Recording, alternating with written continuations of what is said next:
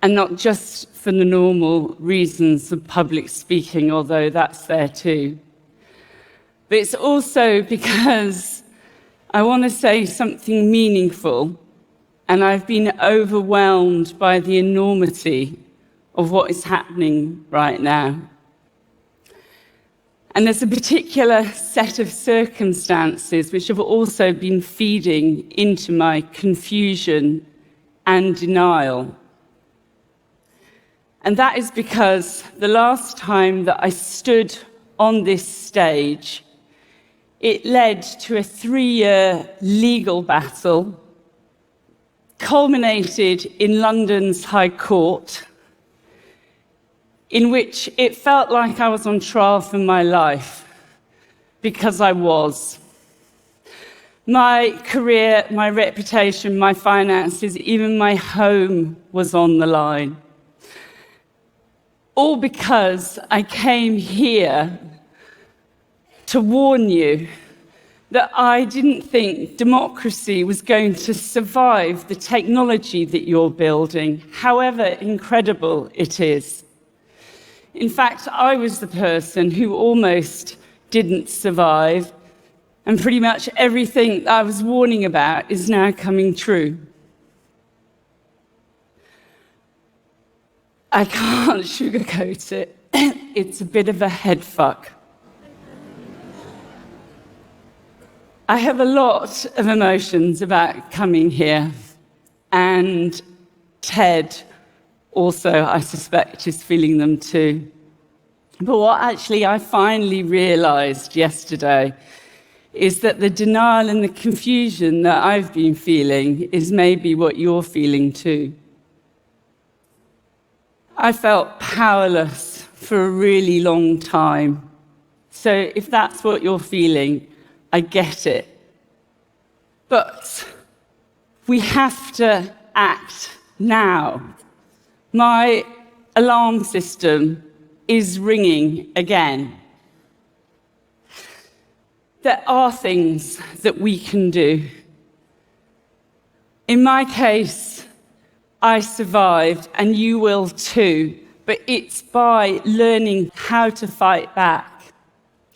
This is my guide, and it has to start with naming it.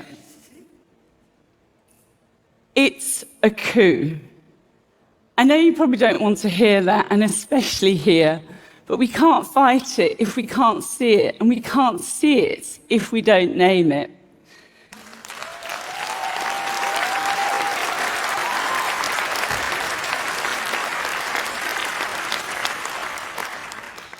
The Russian and American presidents are now speaking the same words.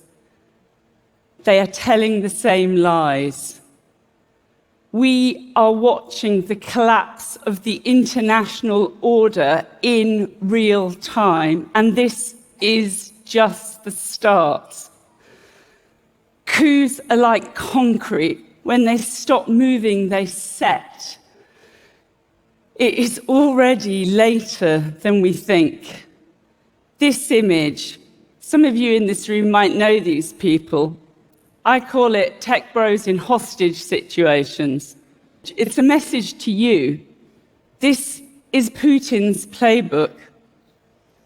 He allows a business elite to make untold riches in exchange for absolute loyalty. Some people are calling this oligarchy, but it's actually bigger than that. These are global platforms. It's broligarchy.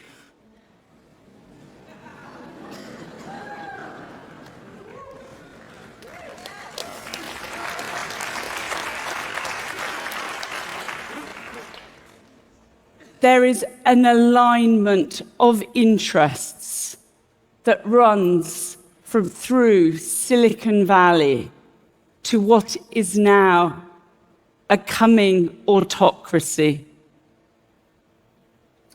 It's a type of power that the world has never seen before. It's always the data. It's the crack cocaine of Silicon Valley. You know, the first thing that Elon Musk did was to send his cyber troops into the US Treasury to get access to the data. That is not a coincidence, it's a hack. That data is now feeding AIs that are choosing who to sack and who to replace. Sorry, eliminate fraud and waste. When we broke the Cambridge Analytica story about the harvesting 87 million people's Facebook data, people freaked out, rightly. This is chicken feed compared to that. But it is the blueprint. It's always the data. Which is why it's so important that you start thinking about your private life. The oligarchy doesn't want you to have one. This is the old headquarters of the East German secret police. They kept detailed files on almost 1 in 3 of their citizens. That is nothing compared to what Google has on every single one of us and hundreds of other companies. The entire business model of Silicon Valley is surveillance. It harvests our data in order to sell us stuff. We are already living inside the architecture of totalitarianism.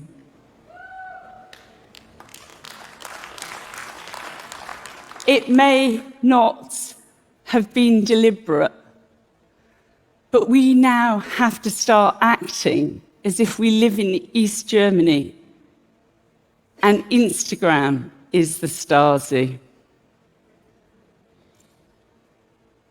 Politics is downstream from culture. So I actually learned this from somebody who I think of as one of the great philosophers of our age, Steve Bannon. He actually stole it from somebody else. But it's not politicians who have the power. He knows that. It's why he's a podcast bro these days. But culture now is just what's next on your phone. And that's AI. Culture is AI now. And forget the killer robots. If you want to know what the first great AI apocalypse is, we're already living it. It's total information collapse. And if you take one thing only away from this talk, it's politics is technology now. And that's why everybody in this room, you can't look away. It's why your CEOs have been taken captive and are paraded on TV like hostages. But you have a choice. So Trump, he calls the press the enemies of the people, and he probably doesn't even know that he's quoting Stalin. So what happened to me is a playbook, and it's now coming for all sorts of other people. It was actually a friend of this guy who came after me. It's Nigel Farage. It's a Brexit funder. I'm not going to go super into the details. But 19 press freedom organizations called the lawsuit against me a slap. That means it's a strategic litigation against public participation. A really long-winded way of saying it's using law as a weapon to shut people up, not just journalists, but other public people too. And it works. I just wanted to tell you about one aspect of the litigation which I found terrifying and that was the data harvesting. There's this quote, you may know, it's Cardinal Richelieu. If you give me 6 lines written by the hand of the most honest of men, I will find something in them in which will hang him. In my case, the first forensic searches of my phone and laptop yielded 40,000 pieces of data. It was my messages, my emails, my voice memos, my personal life. And the whole thing about this, the attack which came from me, was really personal. Because the thing about this litigation is only one part of the playbook. It was also this sort of massive online campaign of abuse, which is just day after day, after day, after day. Because my most unforgivable crime was reporting while female. It was a digital witch burning. And I believe that this man came after me personally, not The Guardian and not Ted. It was because I looked like the weakest link. But he was wrong. And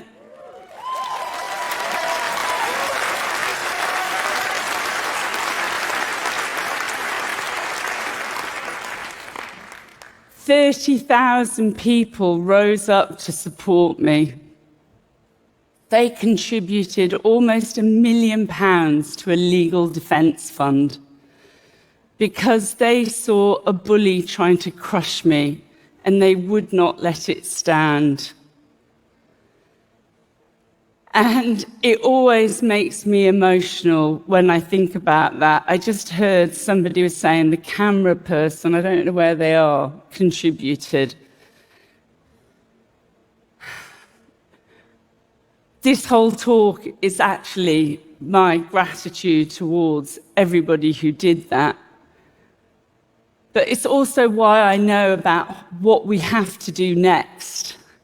You know, Trump is suing news organizations, and every day they're settling. These are big corporates with corporate interests.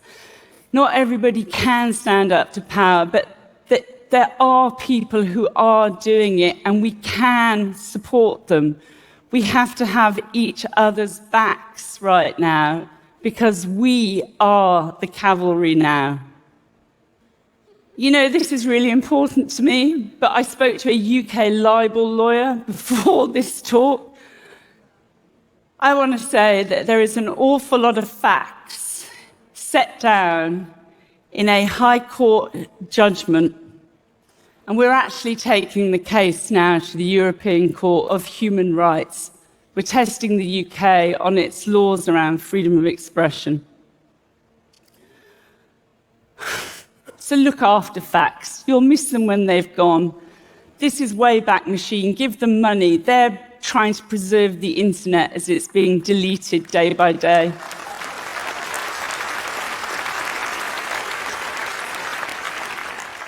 History is our best chance of getting out of this. You know, you probably know this phrase, do not obey in advance. That's Tim Snyder, who's a historian of authoritarianism. We now are in techno-authoritarianism. We have to learn how to digitally disobey. That can be as simple as the drop-down box. Don't accept the cookies. Don't give your real name. Download Signal, the encrypted messaging app. Don't bomb Yemen. Don't add the editor of The Atlantic to your group chats.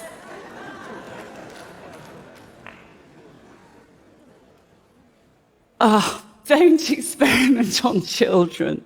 You know, social mores change. We don't send children down coal mines anymore. And in years to come, allowing your child to be data harvested from birth will be considered child abuse.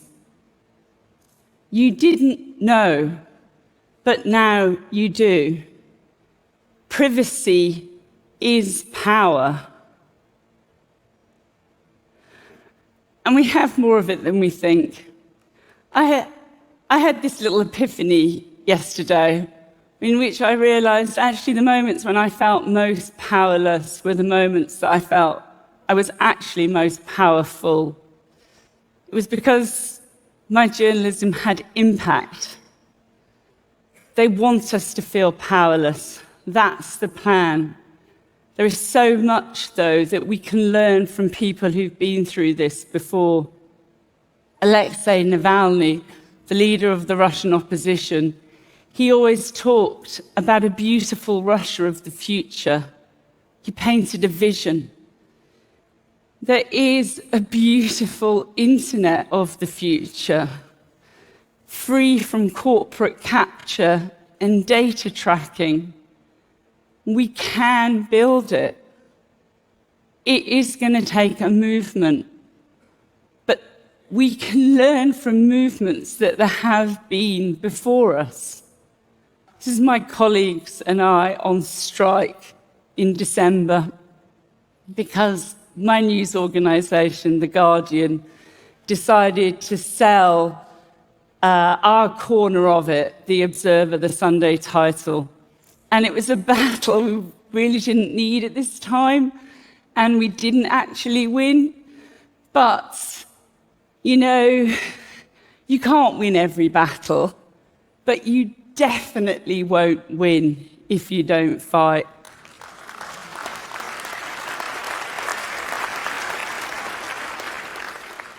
So I want to leave you with this. This is ChatGPT writing a TED Talk in the style of Kэрol Kaduolladr. And it is creepily plausible.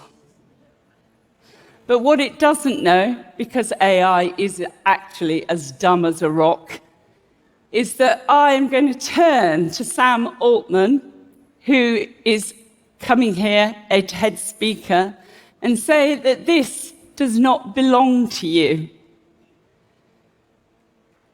ChatGPT has been trained on my IP, my labour, my personal data.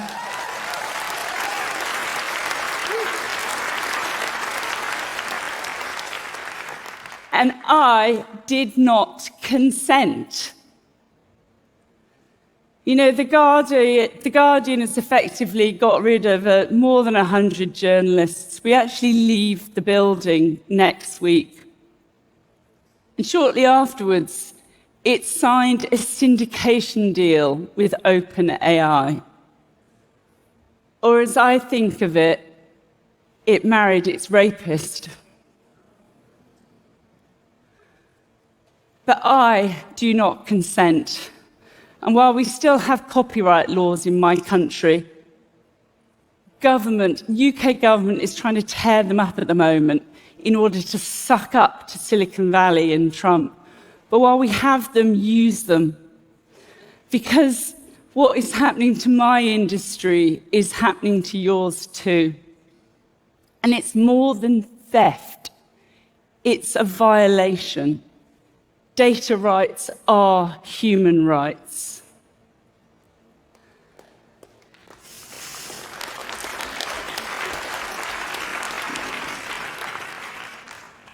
In 2019, I came here and I called out the gods of Silicon Valley. I was wrong.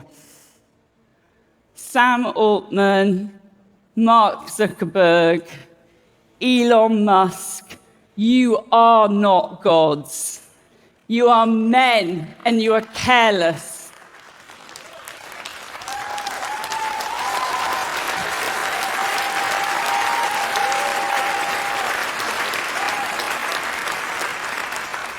You think that by allying yourself with an autocrat, you will be protected. That's not how history works. It's not even how oligarchy works. This is Mikhail Khodorkovsky. He was an oligarch until he was sent to Siberia to prison for 10 years after Putin tired of him. You are sucking up to a tyrant who is trying to destroy the laws who made your businesses possible. You're collaborators. You're complicit in a regime of fear and cruelty. But the rest of us, we all here, we have a choice. I chose to come back to TED because I'm reclaiming my story, my words.